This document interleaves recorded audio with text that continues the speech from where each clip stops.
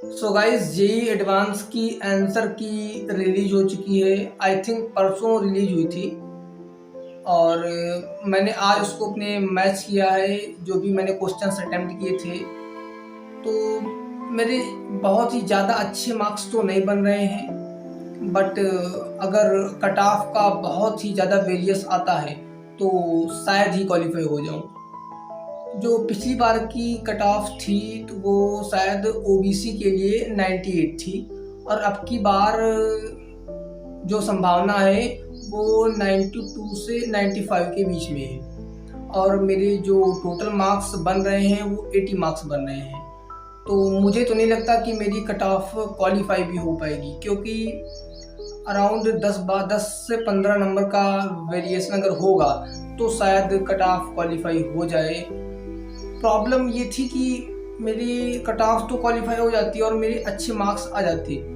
जो जैसा भी पेपर, जो फर्स्ट पेपर मैंने दिया था तो वो काफ़ी आसान था, और जो उसके अंदर क्वेश्चंस थे, जो जैसे क्वेश्चन को सेटल किया गया था और पैटर्न था वो काफ़ी अच्छा था, क्योंकि उसमें जो मैचिंग के क्वेश्चंस थे वो मुझसे बहुत ही अच्छे से हो गए, और मैंने सारे के सारे क्वेश्चंस अटेम्प्ट किए और सारे के सारे क्वेश्चन में सही निकल गए।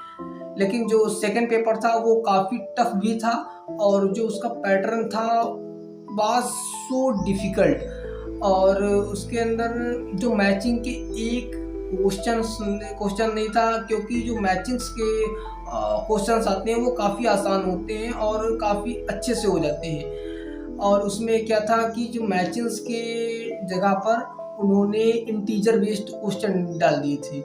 जो फर्स्ट में थे इंटीजर बेस्ड 4 क्वेश्चंस थे पर सब्जेक्ट, और जो सेकंड में था उसमें 8 क्वेश्चंस थे। इस वजह से क्या हुआ कि मेरे इंटीजर बेस्ड क्वेश्चंस हो ही नहीं रहे थे। मैंने बहुत ही कोशिश की, और मैंने टोटल अगर दोनों में काउंट किए जाए मैंने 48 क्वेश्चंस अटेम्प्ट किए थे। काफ़ी अच्छे क्वेश्चन अटेम्प्ट किए थे, बट इंटीजर में मैंने सेकंड में तुक्के लगाए थे, क्योंकि उसमें नेगेटिव मार्किंग तो थी नहीं, बट क्वेश्चन उसमें सॉल्व ही नहीं हो पा रहे थे। इस वजह से अगर बहुत ज़्यादा वेरिएशन आता है तो शायद मेरी कट ऑफ क्वालिफाई हो जाए। अगर वेरिएशन नहीं आता है बहुत ज़्यादा तो फिर क्वालिफाई नहीं होगा, और जो भी मुझे कॉलेज मिलेगा, अब इसके अलावा मैं कुछ कर भी नहीं सकता, क्योंकि एग्ज़ाम तो हो गया है और 4-5 दिन के अंदर रिजल्ट भी निकल आएगा। और जो भी पूरी जर्नी थी वो लगभग एंड हो चुकी है, और जो भी इसके अंदर रिजल्ट था उससे मैं सेटिस्फाई तो हूँ नहीं, बट कुछ गलतियाँ रही हैं तो उस वजह से ये मेरा रहा है।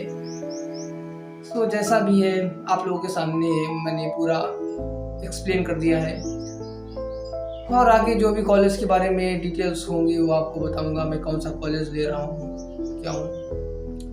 Thanks for watching this video.